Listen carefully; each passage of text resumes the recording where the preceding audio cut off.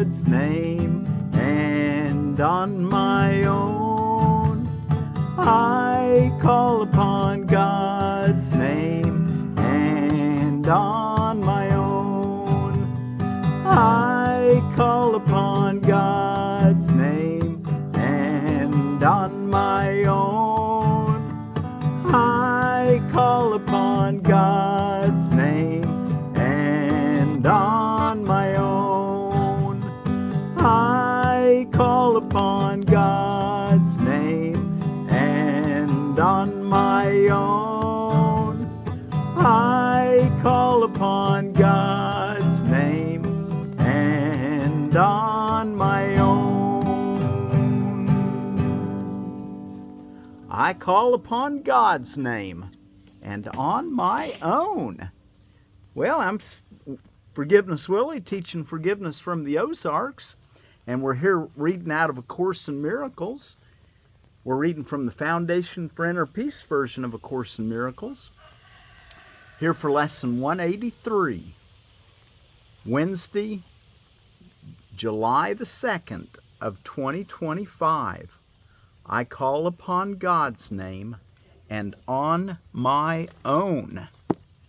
Well, thank you all so much for joining me today.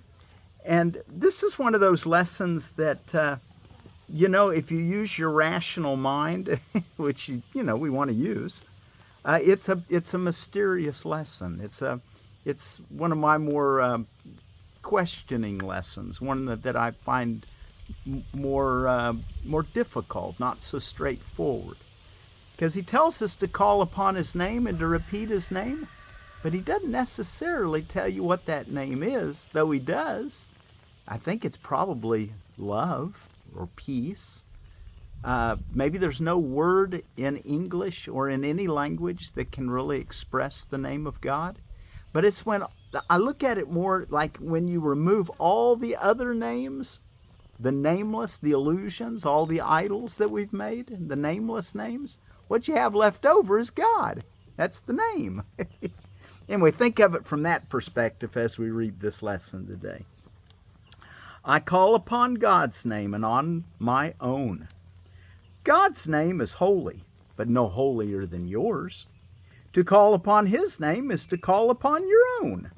A father gives his son his name, and thus identifies the son with him. His brothers share his name, and thus are they united in a bond to which they turn for their identity. Your Father's name reminds you who you are, even within a world that does not know, even though you have not remembered it. God's name cannot be heard without response, nor said without an echo in the mind that calls you to remember. Say his name, and you invite the angels to surround the ground on which you stand, and sing to you as they spread out their wings to keep you safe, and shelter you from every worldly thought that would intrude upon your holiness.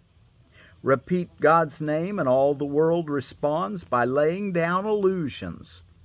Every dream the world holds dear has suddenly gone by, and where it seemed to stand, you find a star, a miracle of grace. The sick arise, healed of their sickly thoughts. The blind can see, and the deaf can hear. The sorrowful cast off their mourning, and the tears of pain are dried, as happy laughter comes to bless the world.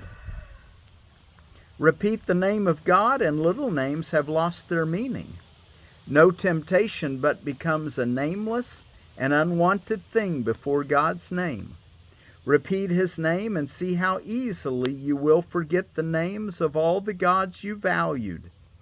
They have lost the name of God you gave them. They become anonymous and valueless to you. Although before you let the name of God replace their little names, you stood before them worshipfully, naming them as gods. So when we retract all of what he calls the nameless, how's he say? They have lost, repeat the name of God, and little names have lost their meaning. No temptation but becomes a nameless and unwanted thing before God's name. Repeat his name and see how easily you will forget the names of all the gods you valued. Repeat his name and see how easily you will forget the names of all the gods you valued. So take away all those ideas that you thought were so important. He calls them gods you valued. They have lost their name of God you gave them. They become anonymous and valueless to you. Although before you let the name of God replace their little names, you stood before them worshipfully, naming them as gods. So now we're getting our value system straightened out, and we know that there's one name that includes everything. And I expect from a syntax point of view, you could use any name that works for you. But remember, nothing can really describe the name of God in this world. But there's a oneness, and it's the removal of all the petty names that aren't worthy of oneness and of love. I heard it said one time that love is a verb. Well, I think love is a noun too. You know, it's the name of God, as well as the action of love come to help us all. That was Buckminster Fuller that said love is a verb. They become anonymous and valueless to you, although before you let the name of God replace their little names, you stood before them worshipfully, naming them as gods. Repeat the name of God and call upon yourself, whose name is his. Repeat his name, and all the tiny nameless things on earth slip into right perspective. Those who call upon the name of God cannot mistake the nameless for the name. That's a capital name, and nameless is not capitalized. So name is capitalized as if referring to deity. So those who call upon the name of God cannot mistake the nameless for the name. For sin, nor sin for grace, can't mistake sin for grace.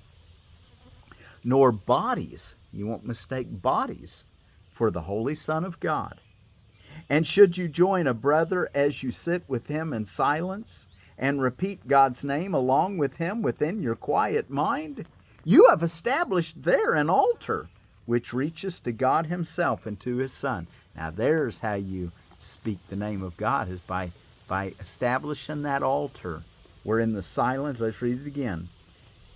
And should you join a brother, that joining your brother, that's the key, or your sister.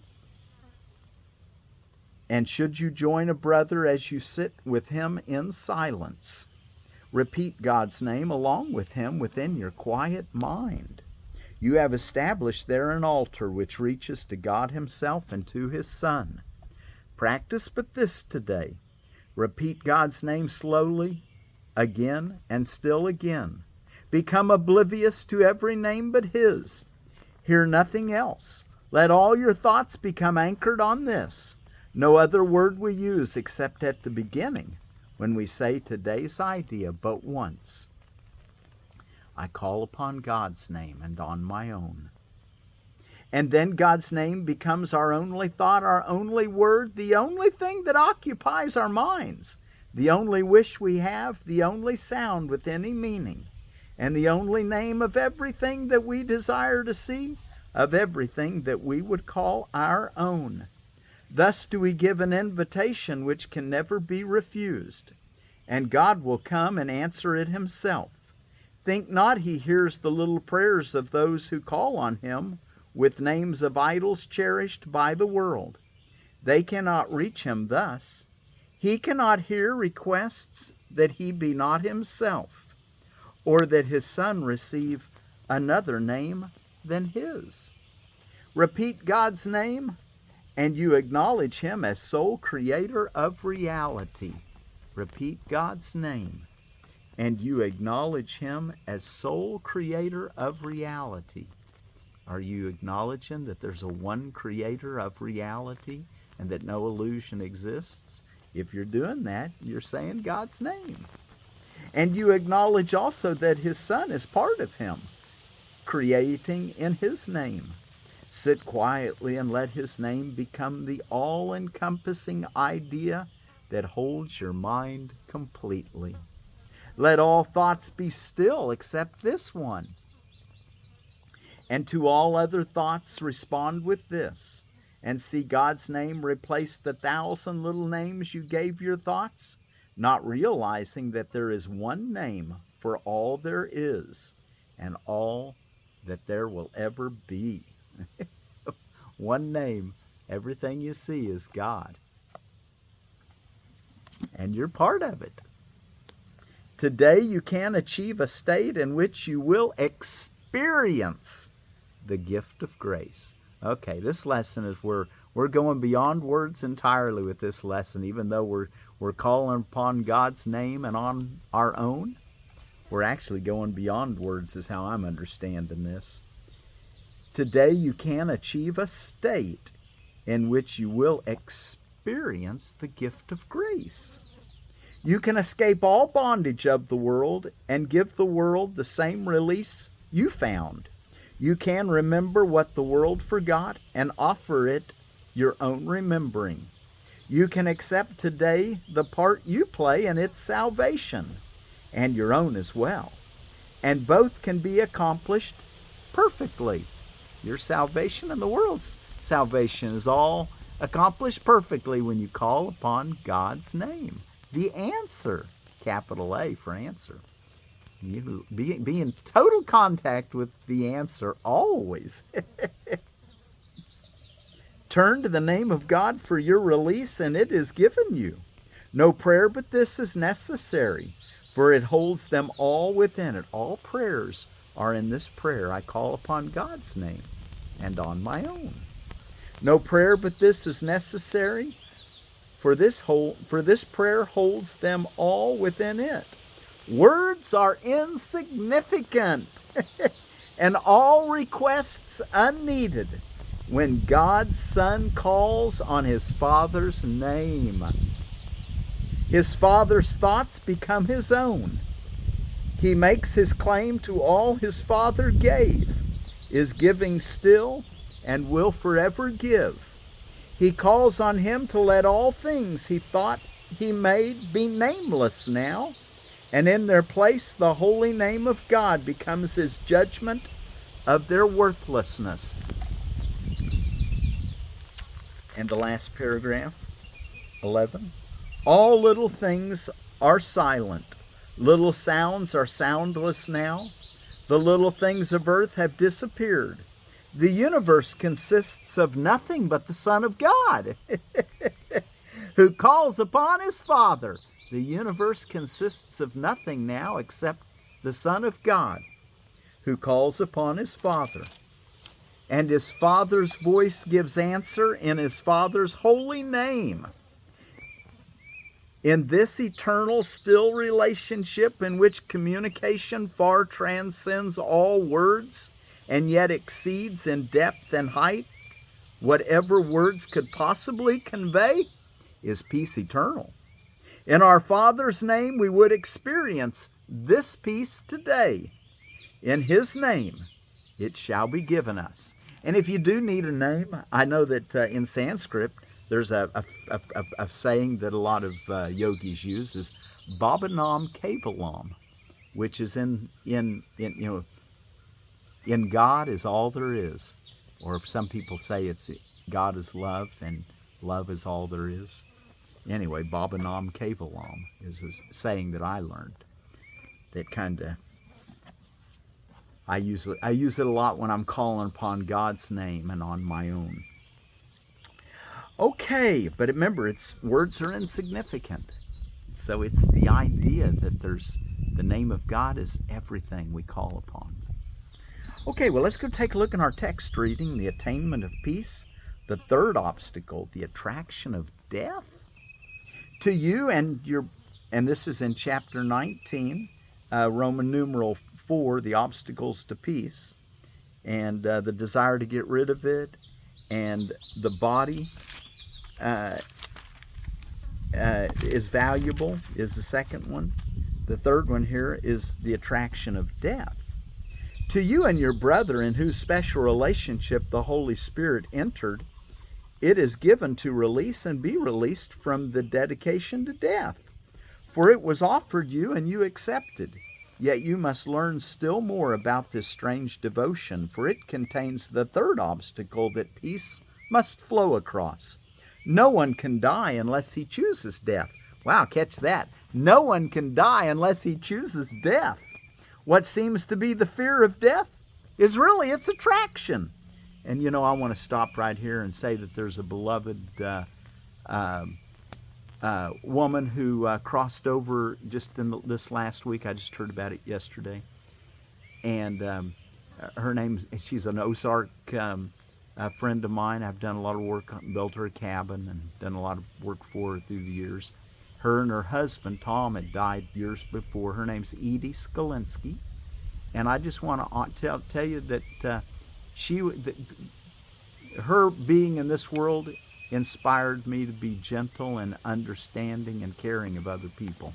She had a very, very demonstrated that in her life. I just want to give notice to NyiEe and appreciate her her influence in all of our lives. Okay, so anyway, but even everyone who dies, they choose their own death. No one can die unless he chooses death. What seems to be the fear of death is really its attraction. Guilt, too, is feared and fearful, yet it could have no hold at all except on those who are attracted to it and seek it out, and so it is with death. Made by the ego, its dark shadow falls across all living things, because the ego is the enemy of life, too. And yet a shadow cannot kill. What is a shadow to the living? They but walk past, and it is gone. But what of those whose dedication is not to live? The black-draped sinners, the ego's mournful chorus, plodding so heavily away from life, dragging their chains and marching in the slow procession that honors their grim master, Lord of Death. Touch any one of them with the gentle hands of forgiveness and watch the chains fall away along with yours. See him throw aside the black robe he was wearing to his funeral and hear him laugh at death. That's why we can all laugh at NyiEe's crossing over, because she knows, and she knew, that death is an illusion. She knew that life is continuous. The sentence sin would lay upon him can escape through your forgiveness. This is no arrogance. It is the will of God. What is impossible to you who chose his will as yours? What is death to you? Your dedication is not to death nor to its master. When you accepted the Holy Spirit's purpose in place of the ego's, you renounced death, exchanging it for life. We know that an idea leaves not its source, and death is the result of the thought we call the ego, as surely as life is the result of the thought of God. And then lowercase I, this next section, the incorruptible body. We're not going to read all of this section, but let's get a start on it. So paragraph 3. From the ego came sin and guilt and death in opposition to life and innocence and to the will of God himself. Where can such opposition lie but in the sick minds of the insane, dedicated to madness and set against the peace of heaven? One thing is sure, God, who created neither sin nor death, wills not that you be bound by sin or death.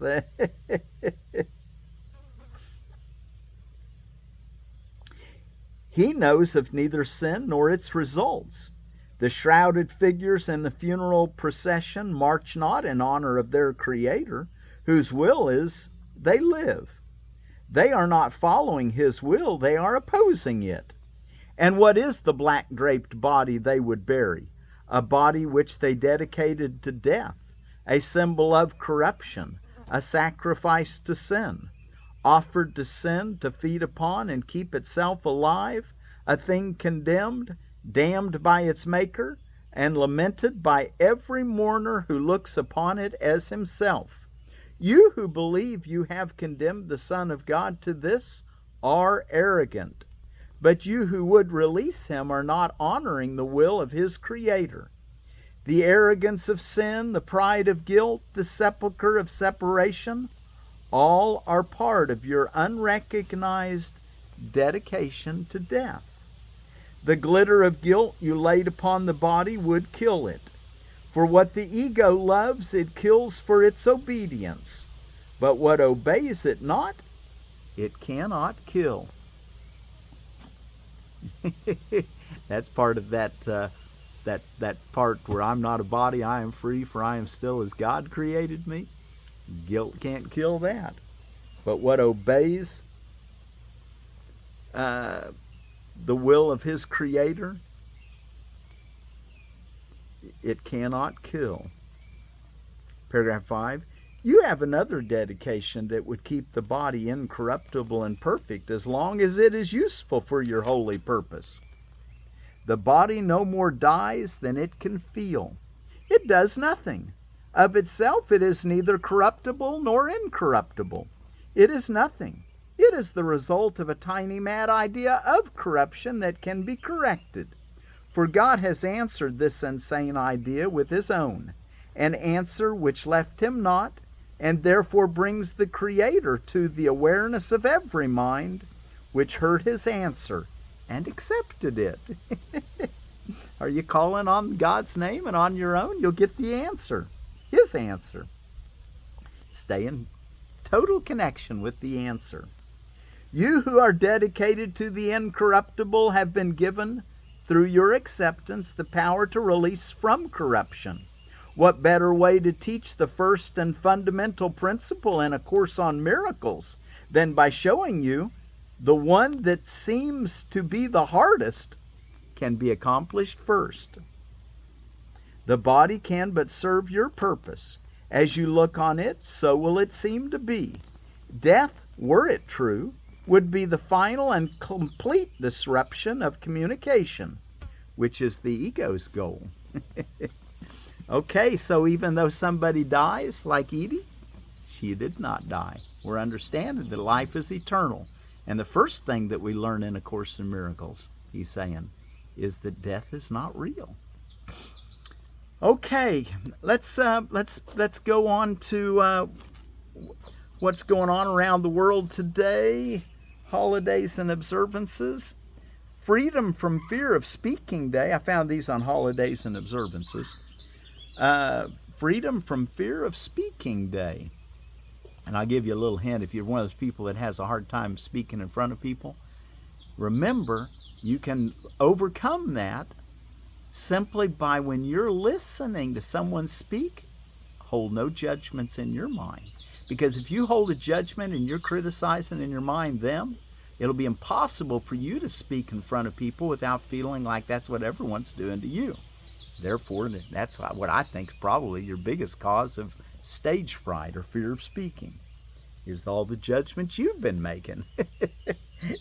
Learn to be appreciative of people who speak and just let their words come into your ears. The Holy Spirit will sort it out for you. You don't have to be judgmental. Treat them like your own brother. Let it be a time of practice and forgiveness. I Forgot Day. Let's forget everything that's not real and remember what is real. Call upon God's name and on our own. Made in the USA Day. Second Half of the Year Day. Special Recreation for the Disabled Day. World Sports Journalist Day. And World UFO Day. And the you know, it's on this day because of the Roswell, New Mexico crash of the UFO in 1947 was on this day. But the one that really got me realizing that we're being visited, and probably have been for millenniums, probably were seeded by extraterrestrials, I expect. But at any rate, the thing that was the aerial school in Ruwa, Zimbabwe in 1994, where 62 children saw these two beings come out of a ship.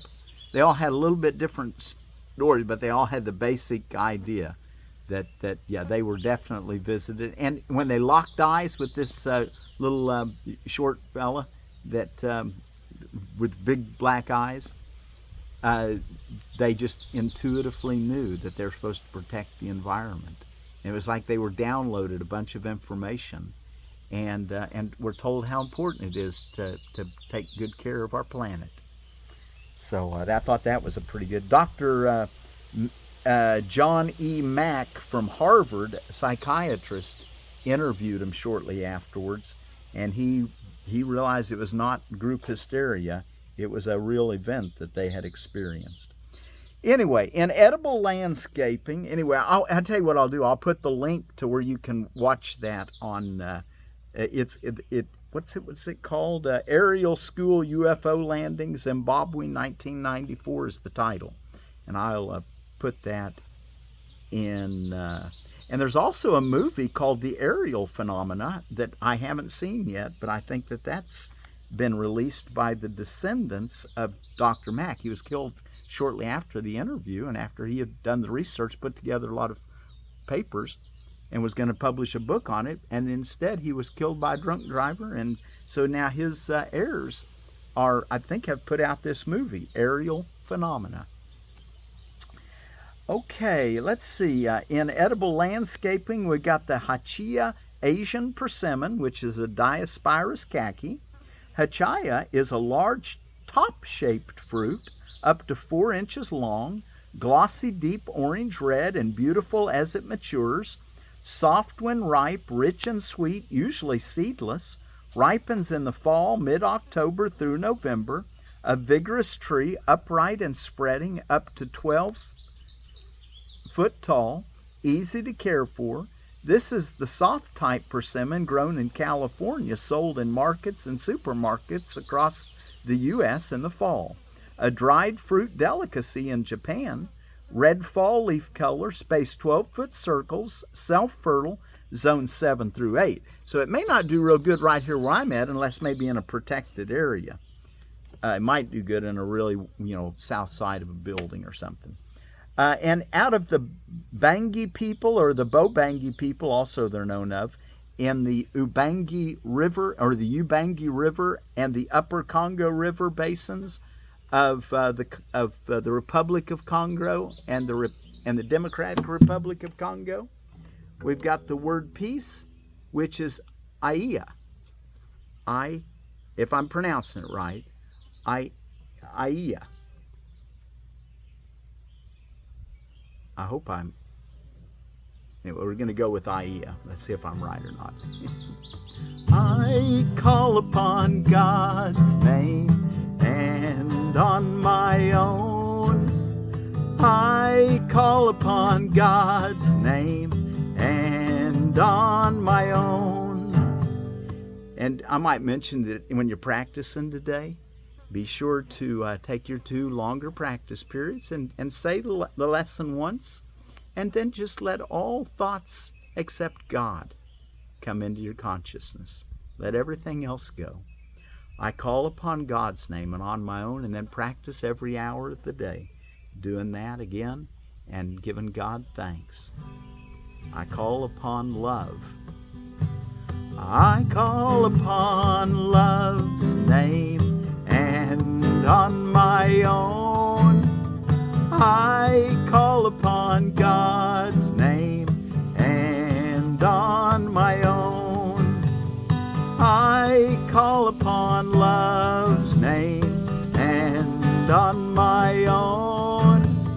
I call upon God's name and on my own.